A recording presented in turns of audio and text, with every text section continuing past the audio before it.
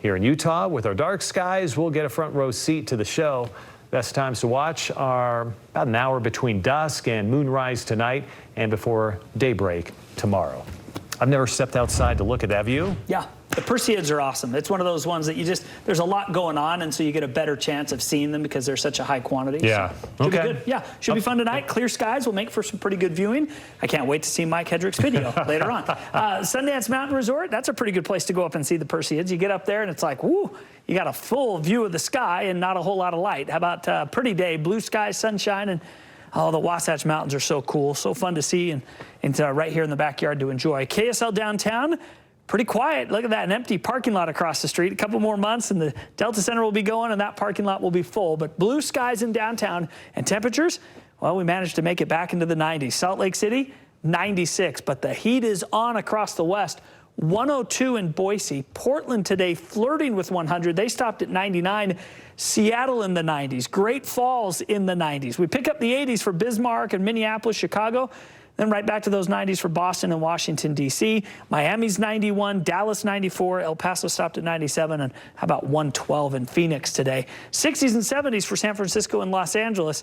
But, oh, I'll tell you, the West is going to be, it's an interesting couple of days ahead as this big ridge of high pressure is going to be on the move, and that's going to reintroduce to Utah at least a chance for some clouds, some thunderstorms, and potentially a little bit of rain, which would be so welcome for some of the firefighters and the fires that we have burning across the state. So 92 in Ogden right now and Vernal. How about 90 in Blanding, 107 in St. George, 92 over in Ely. But sunny skies across the state. And satellite and radar, it's hard to even see that it's looping, but it is.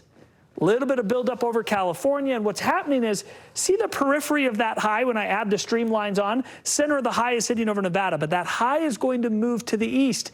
As it does, it's going to move the periphery, and where these clouds and thunderstorms like to bubble up and build, it's also going to move. So on Wednesday, Nevada, Idaho, into Wyoming, pop-up thunderstorms. On Thursday, a better chance to roll into Utah's mountains with some buildup. The valleys, not so much. There'll be some clouds, but it won't be as a thunderstorm type of potential. But on Thursday into Friday, we get another surge, and this time the highest position, we're right in the spot.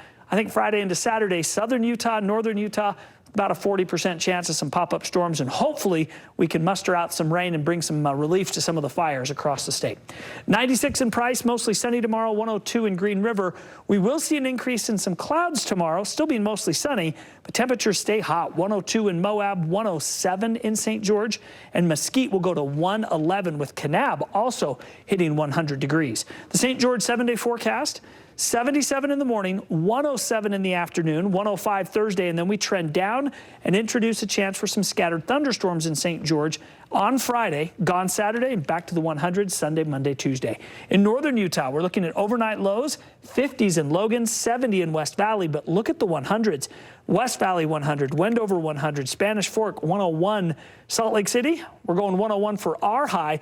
The overnight lows will be in the low 70s in Salt Lake and Sandy and upper 60s in Provo. But the mountains, they cool off nice. Morgan 58, Park City 60 for the low. 7-day forecast. Tomorrow's 101, 1 of 1 for 100s, and then back to those 90s, and the trend is actually down. We'll increase cloud cover Thursday, Mike, and then bring in a chance for some scattered storms on Friday and Saturday. Not a lot of rain, just some huff and puff with lightning, thunder, and a little bit of wind. Okay, thanks much, Kevin. Appreciate it.